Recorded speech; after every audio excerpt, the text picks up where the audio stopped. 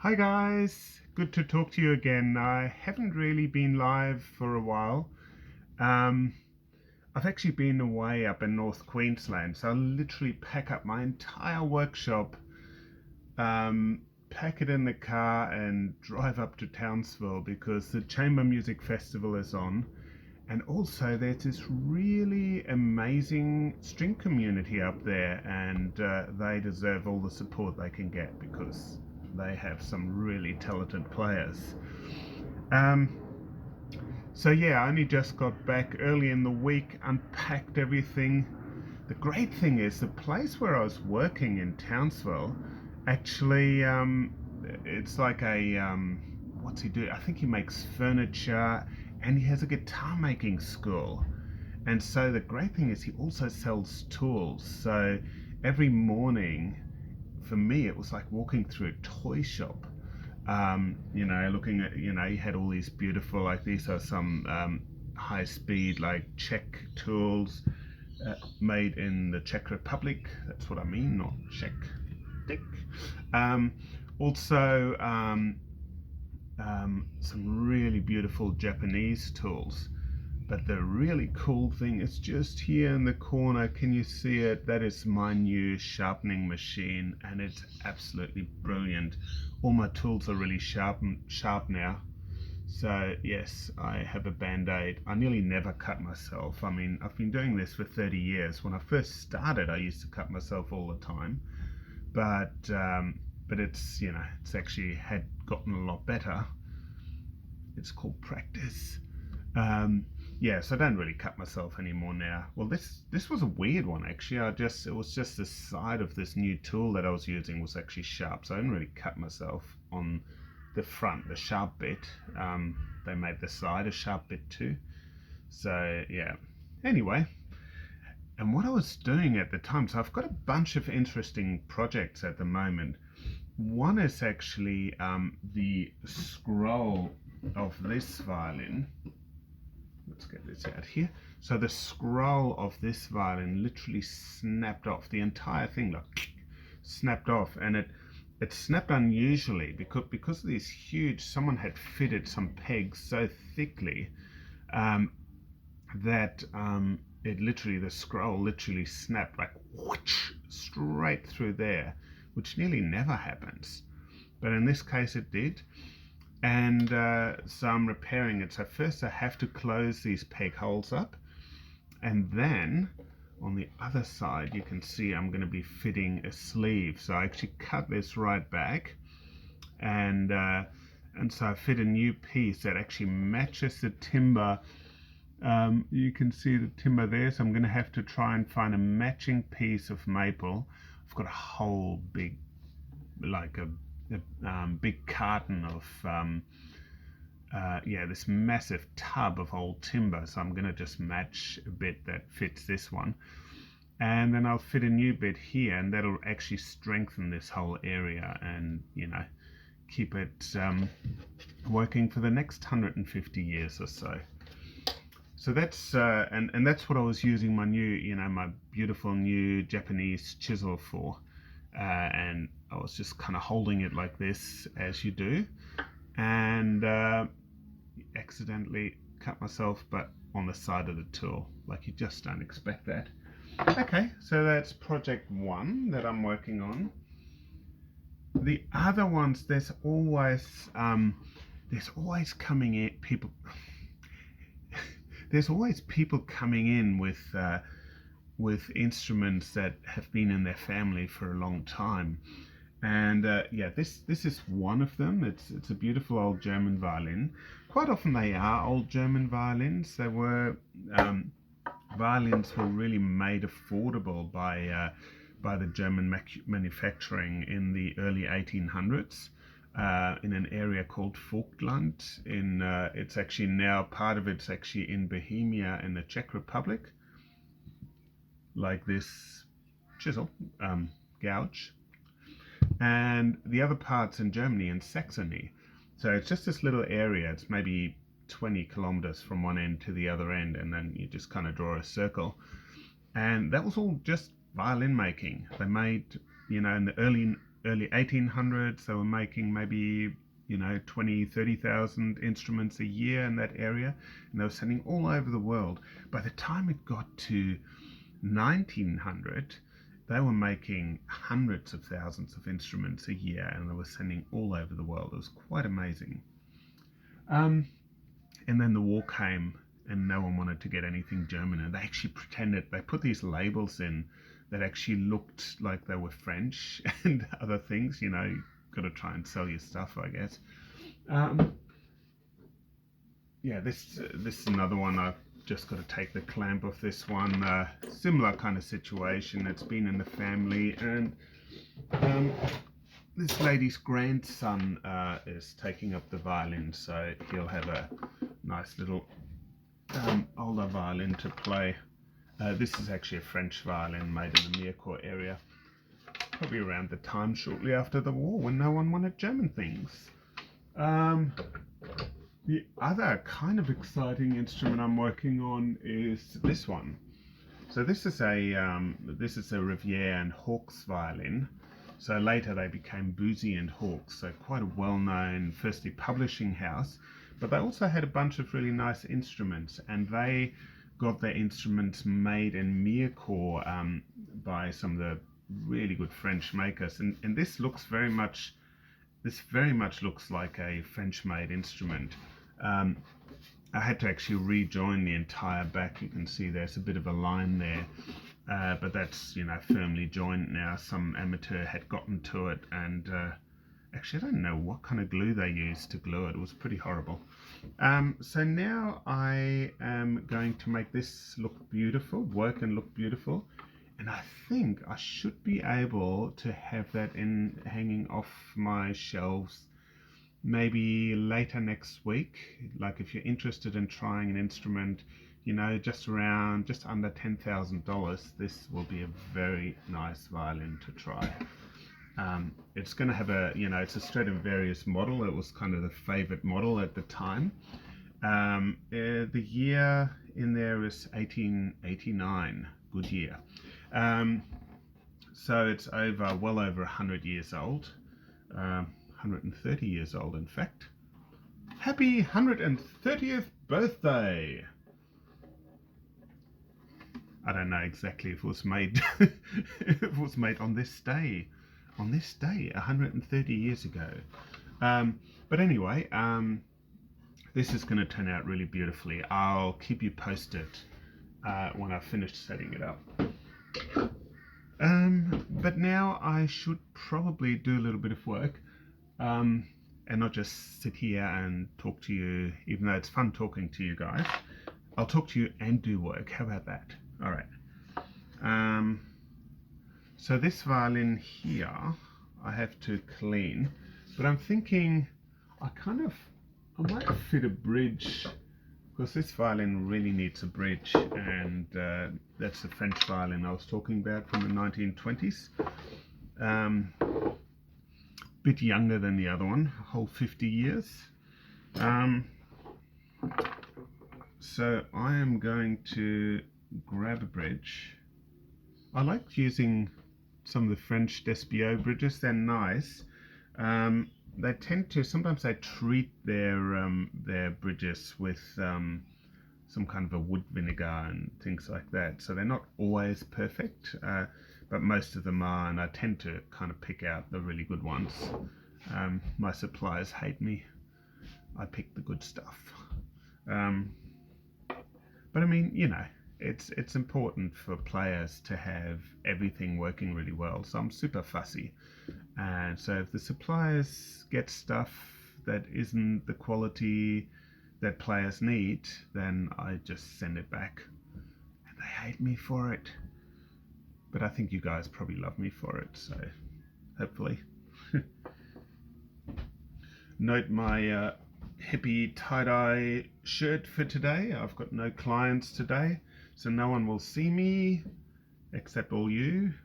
Anyway, so I thought I'd have a laid-back, sort of hippie-ish kind of a day. I can get in touch with my inner self, my inner Stradivarius, and and do some work on beautiful sounding instruments.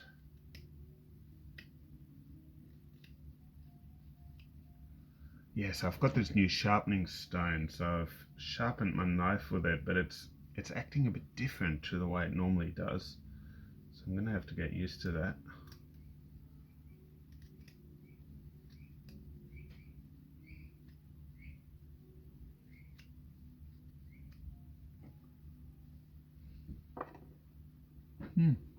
Okay, you guys probably want to see what I'm doing. There you go. Is that better? So I'm just fitting a bridge right now.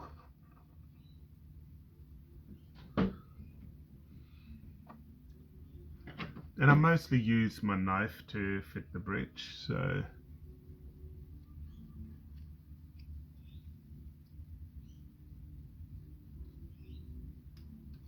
this knife, it's like, for a violin maker, it is like a pen to a writer, or the violin bow for a violinist, or cellist. Don't use a violin bow on a cello, but anyway, so it's like, you know, it's what we do just about everything with. So these are our carving knives. They're almost part of us, so it's really important that they work well.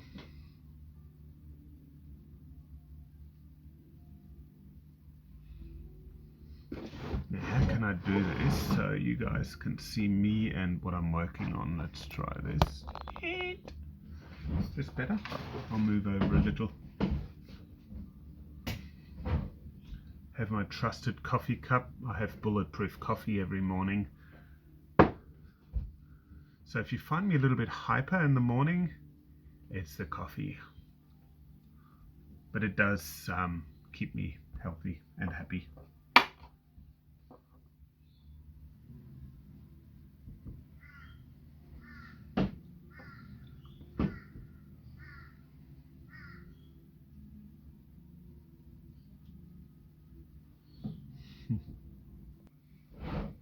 Okay, I fast forwarded very slightly here because it takes a little while to get these feet fitted to the top plate.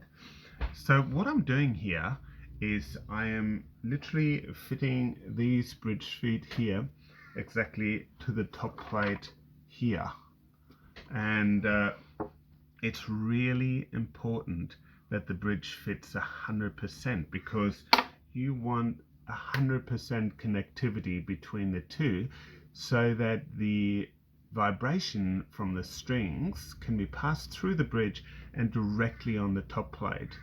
So if the bridge doesn't fit properly, the instrument isn't going to get the fullest in the sound that it could get. So fitting the bridge is crucially important. I even go as far as in the end I use a little it's like chalk fitting, but I don't use chalk. I actually use lip liner. Works well for me, and that way I can actually, I'll put the bridge down on here, and then you can see on the underside, you can see where exactly, there we go. The camera really wants to focus on me, doesn't it? Anyway, it you can really see that where it fits and where it doesn't fit. So I'll just keep cutting off the bits where it fits, and then eventually it should literally be all brown, the whole thing.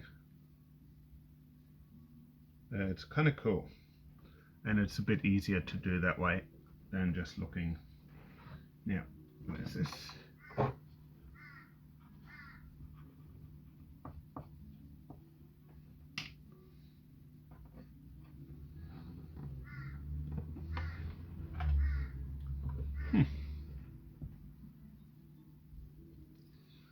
So I'm going to cut forward again because this will be boring for some.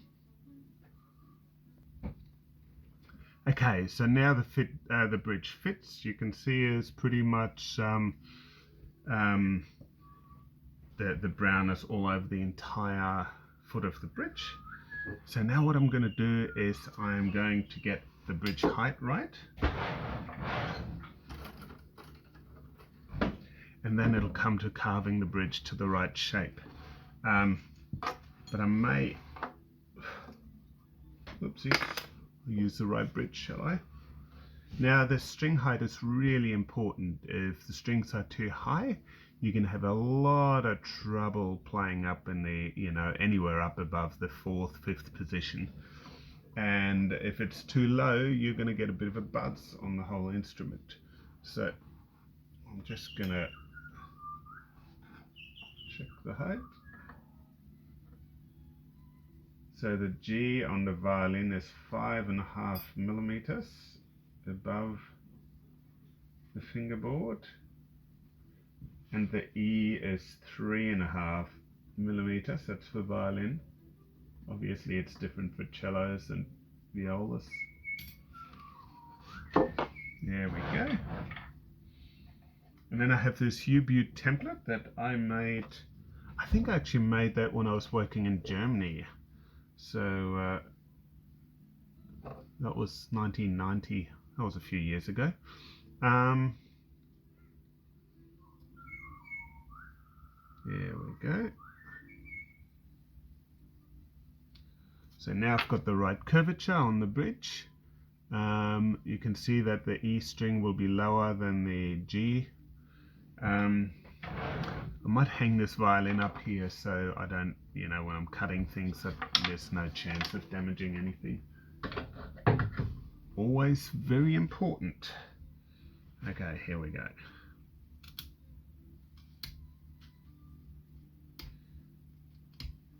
And no, I am not going to make a flat bridge. Okay, I did that once, but this one's going to be round. It'll be much easier to play. That was a pretty funny idea though.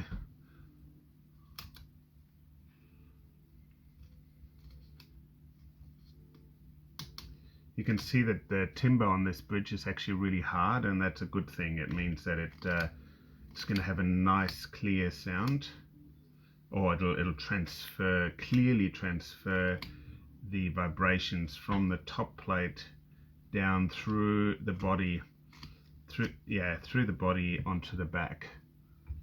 Okay, now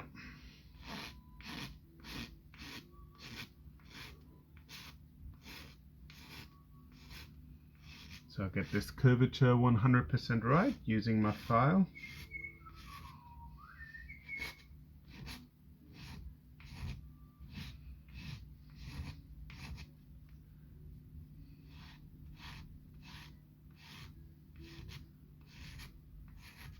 Now you're probably watching me and think, wow, that looks really easy.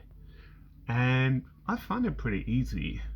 But when I started, about just under 34 years ago, it was so hard. The first bridge I fitted, the first bridge I fitted literally took me, I think it took me 3 days to fit. I kept like carving it all the way down until there was nothing left, and then I had to throw it away. By the end I was just snapping bridges. Luckily I was using pretty cheap ones, and there was no client in a hurry. It was kind of a practice instrument. Oh man, it was so frustrating.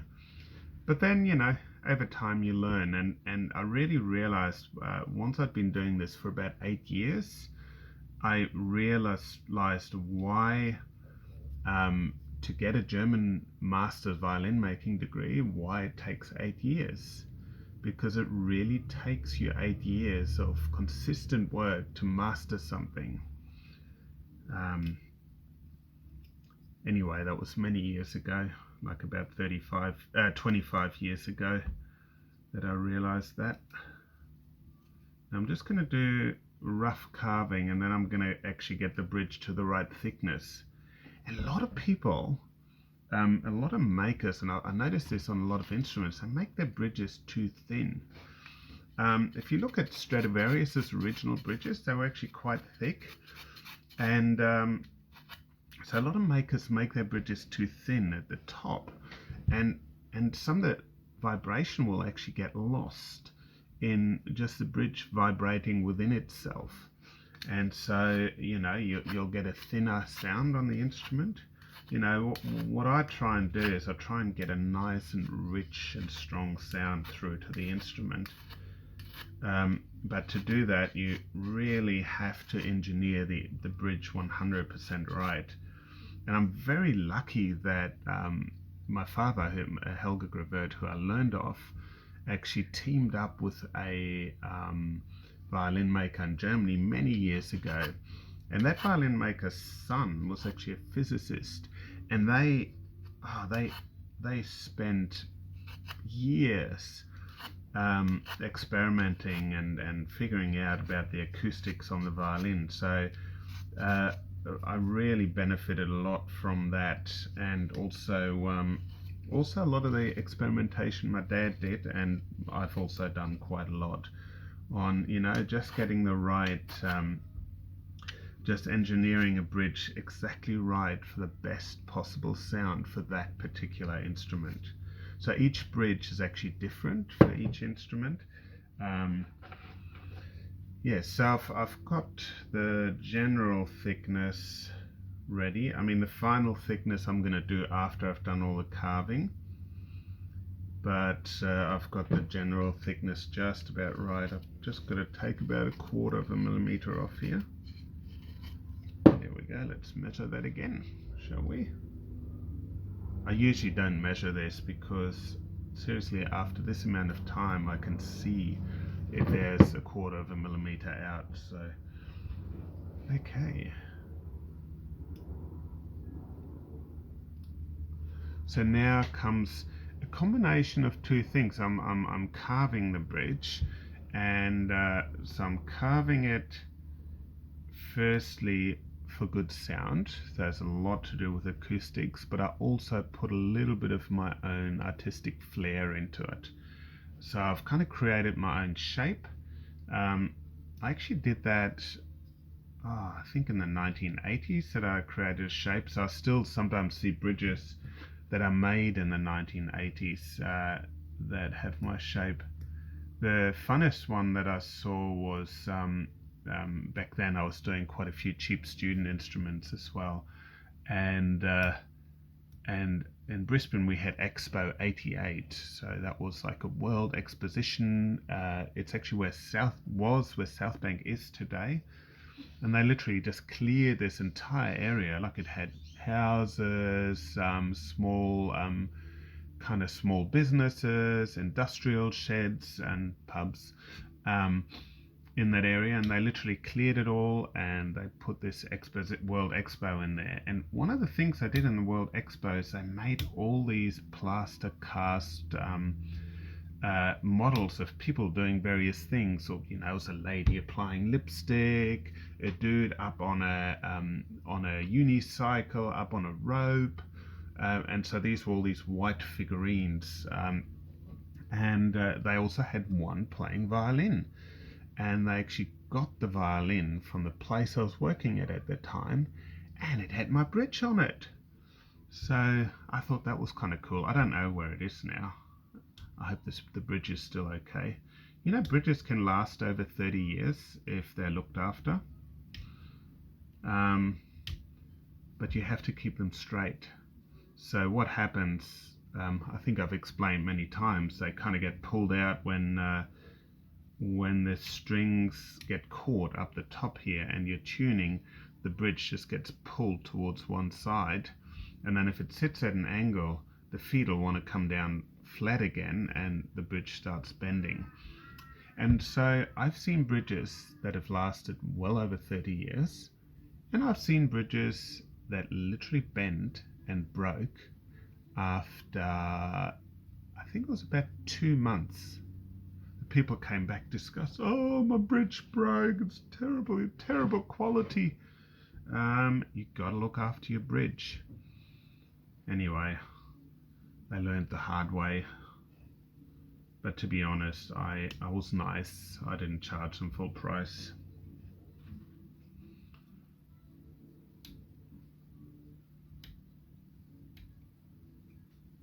didn't even, I think I charged half price or something like that. It wasn't even my mistake. But you got to learn somehow. But now when I've finished, when I put a new bridge on an instrument, I always tell people to keep them straight so that that they know, and actually teach them. I've got a great YouTube video on how to do that.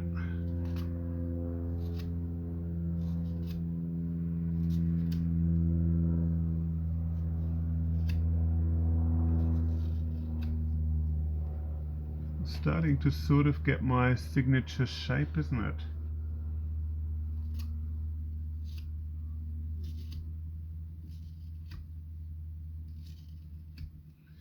There you go. So you can see it's a fair bit of my own artistic flair. Not a lot of people do the bridge like this, but there's also, I've got some very good acoustic reasons to do some of those things.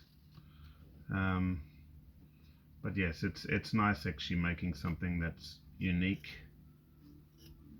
Also very important that these tools are super sharp. That's where my trusty Tormek back there comes in.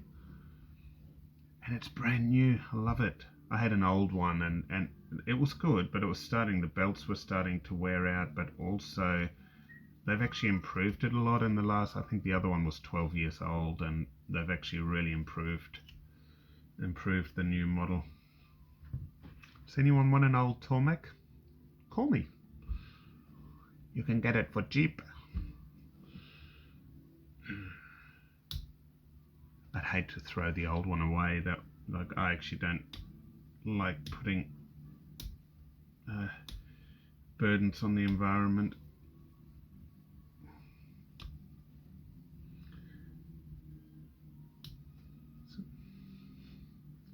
So you can see it's getting very close.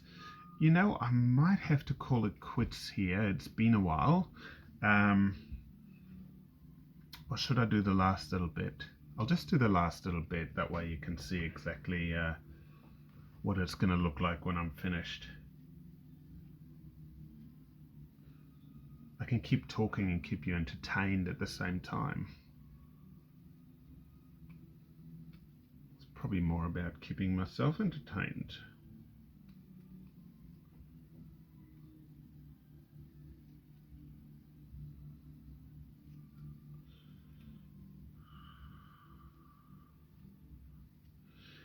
So yes, when we did, it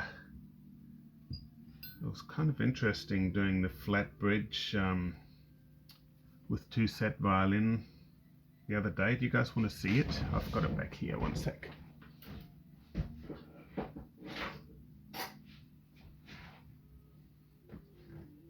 Here it is, the old flat bridge. But I didn't bother doing any other carving work on it because that would have just been wasted time. So I just used a kind of a blank that was expendable for that, and I just fitted the feet, and that was it. I don't think I'll be able to use that for any instrument ever because there's hardly any space up the top here.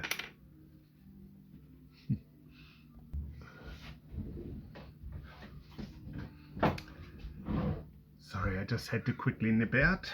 I'm back. Love the pause button.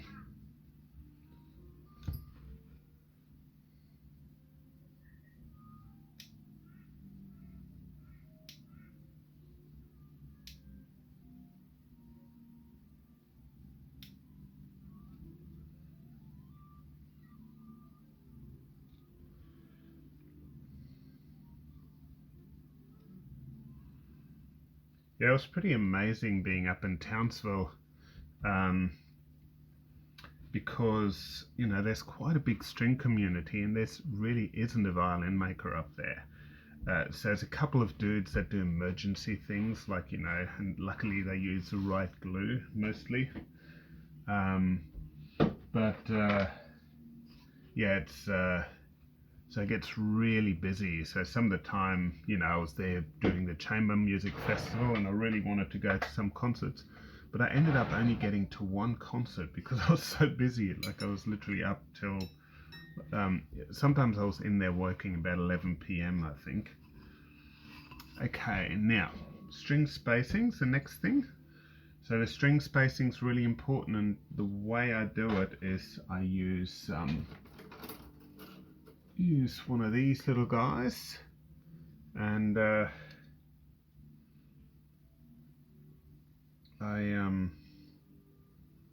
so string width is important because it determines how much space between your fingers, but also if it's too wide, it can actually affect the sound as well. There's about 27 kilos of string weight bearing down onto the bridge at any time, so about 27 kilos. It's quite a lot. So that depends a bit. I haven't been able to create an experiment, but I'm really keen to see what the difference is just with 1 millimeter, a bridge that's 1 millimeter higher or 1 millimeter lower. But there's a significant difference. I know on a double bass, so the weight of a bridge, the strings on a double bass bridge is 95 kilos. So it's like a heavy adult standing on the double bass at any time.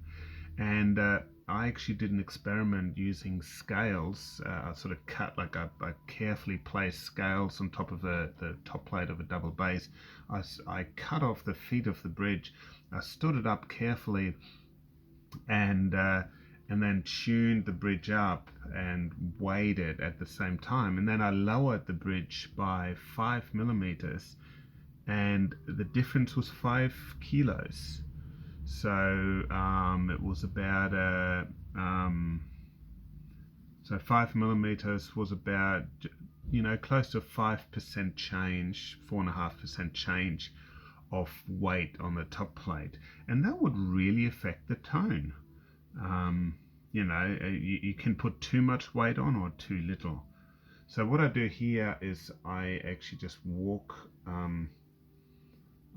this across, and that way they're 100% even. So this is really important. The strings have to be 100% even, otherwise it's a nightmare for the player. Okay, so here we go. 1, 2, 3. Okay, so you can see these little nicks in there. I don't know if you can. Sometimes yeah, look at that. Pretty amazing. Okay.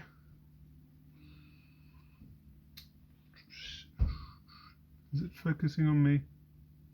There we go. I'm in focus. And now I'm not. Yes, I am. Okay.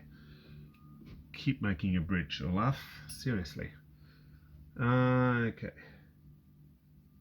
So now I put little nicks in here, either side of the little holes that I've created. And other side. There we go. So we've got little nicks. And then finally, I'll use a little file to file the string grooves. And obviously, the string groove on the E string is going to be much smaller, much narrower, so use the tip of the file for the string groove on the E string, and I use a bit further up the file for the G, because it's a thicker string. Very important. Now it's time to just sand the bridge. Okay, there we go. You can watch me sand.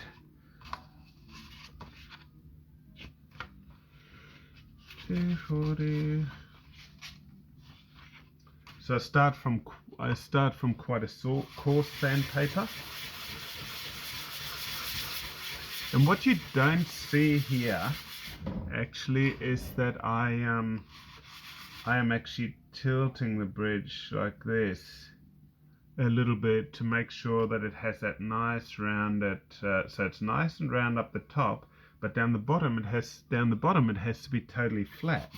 So yeah, it's quite tricky. You to get it right.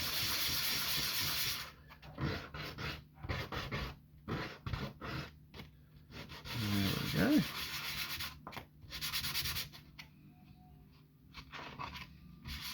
Nearly there.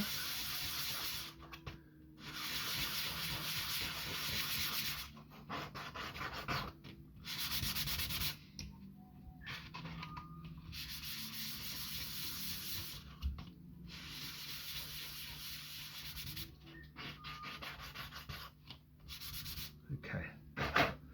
Now I've just got to do one little thing,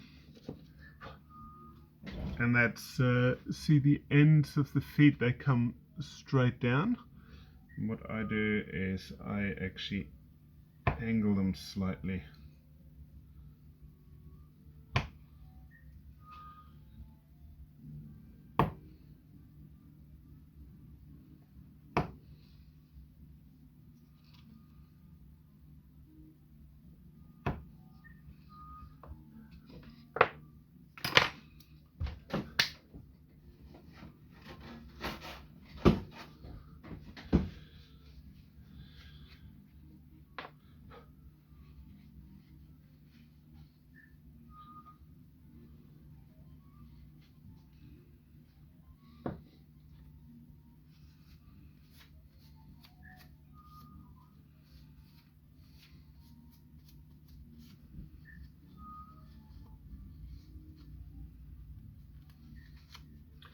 There we go. How nice is this? I've now put some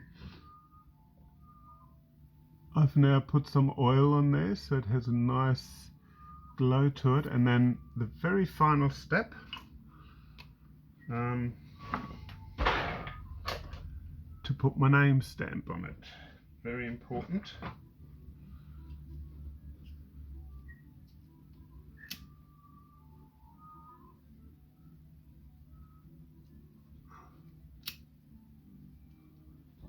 There we go.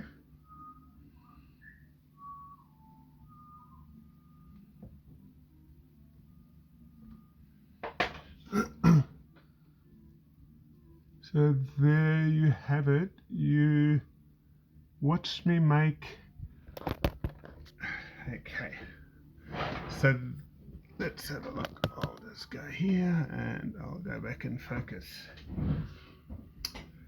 So anyway, it's been nice spending some time. You saw me make the secret Grawert bridge.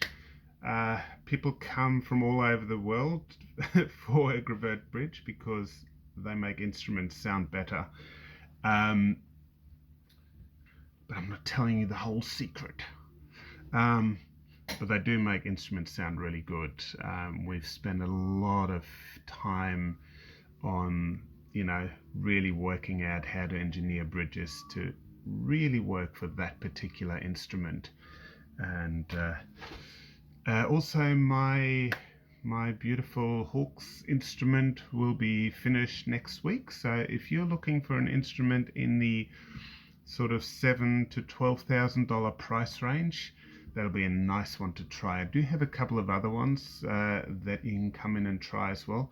As always, make an appointment, and please, if you think this is interesting, share it with your friends. And it's always nice to chat with you guys.